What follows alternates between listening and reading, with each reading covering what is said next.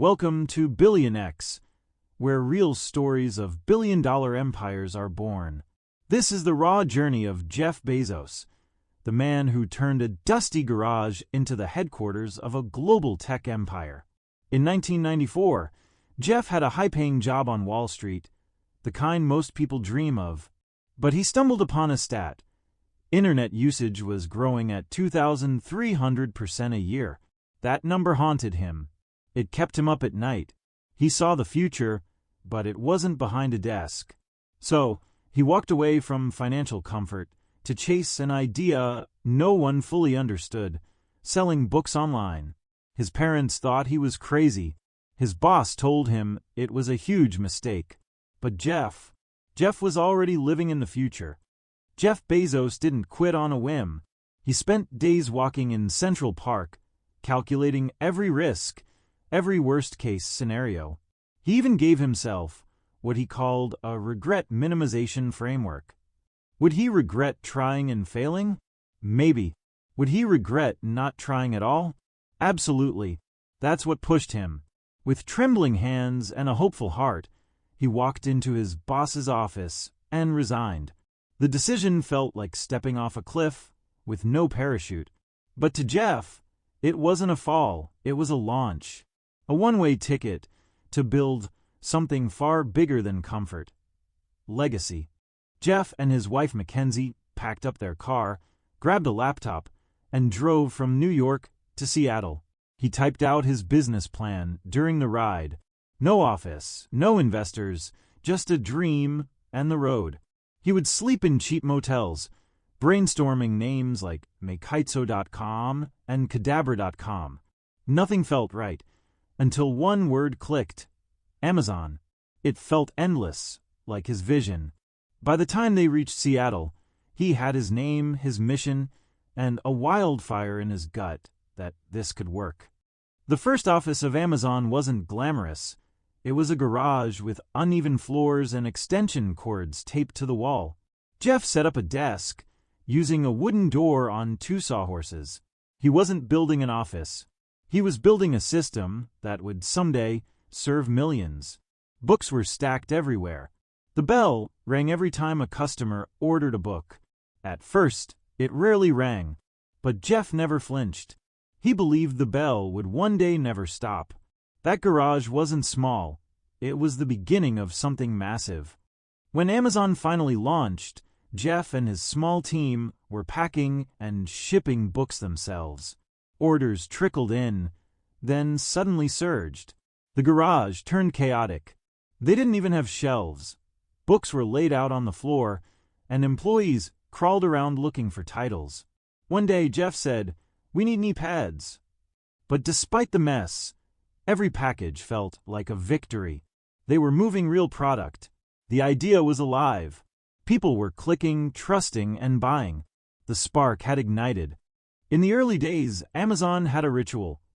Every time someone placed an order, a bell would ring in the office. At first, the sound was rare, a reminder that they were alive but fragile.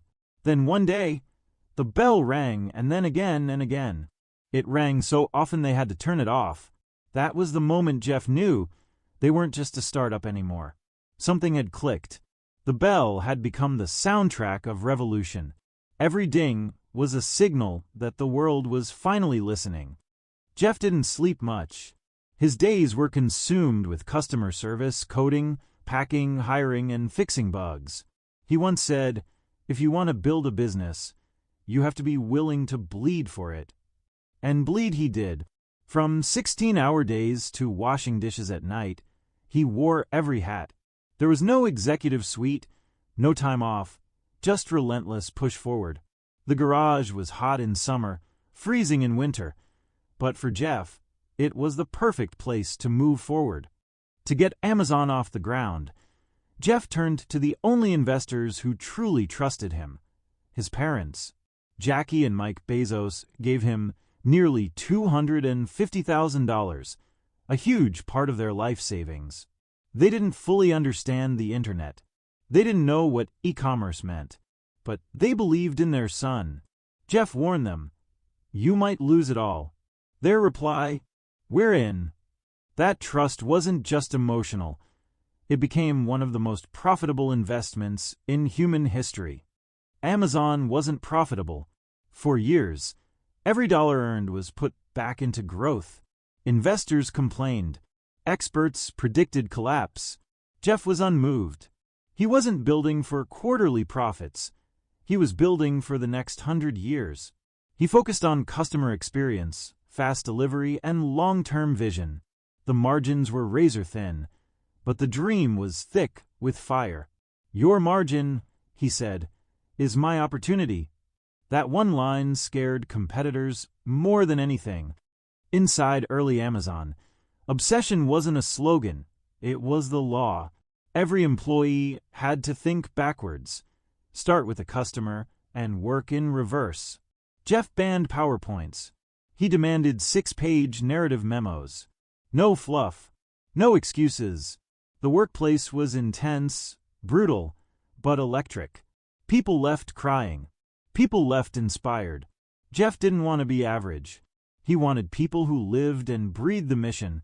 Amazon wasn't a job, it was a mindset. And the mindset was fire. As Amazon grew, the giants began to notice.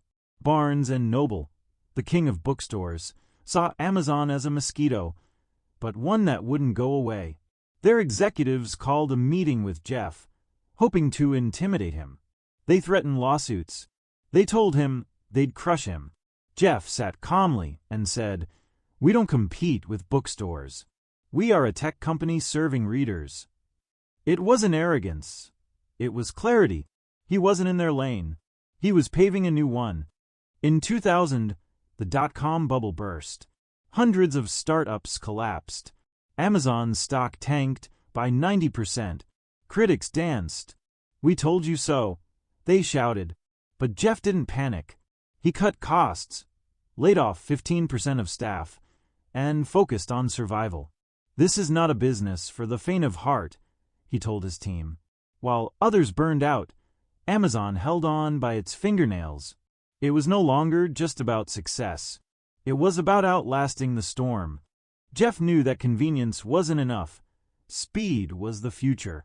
That's when Amazon Prime was born. Free 2-day shipping for a yearly fee. People laughed. "You'll lose billions," they warned. Jeff smiled. "It'll make customers loyal for life." And it did. Prime changed everything. It turned occasional buyers into lifetime customers.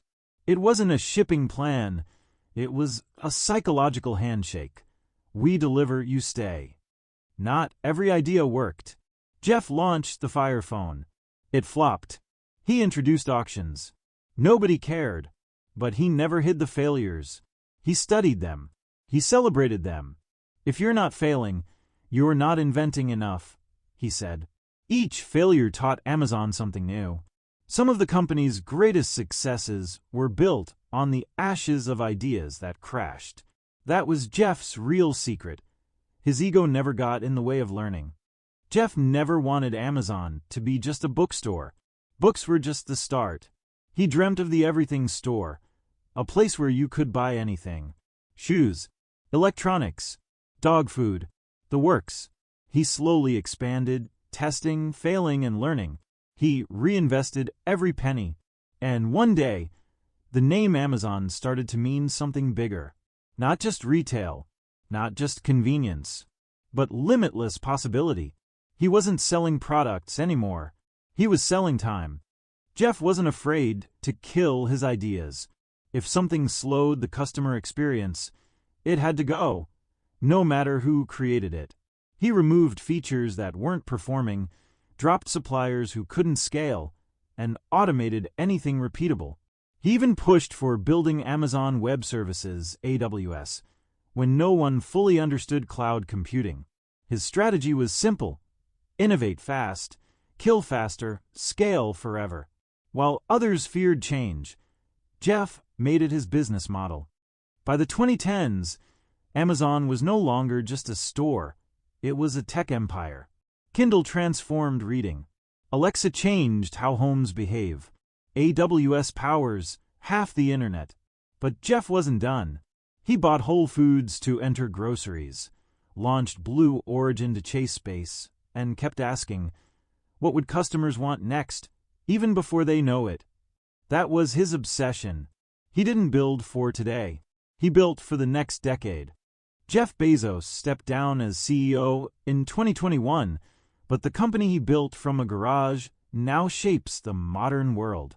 What began with a wild idea and a beat-up car became one of the most valuable companies in history. His journey wasn't luck. It was vision, obsession, and pain. It was the courage to leave comfort for chaos. And that journey started with a single step out of a safe job and into history. If this story inspired you, then don't forget to join us for more incredible journeys. Please subscribe to BillionX for more powerful true startup stories.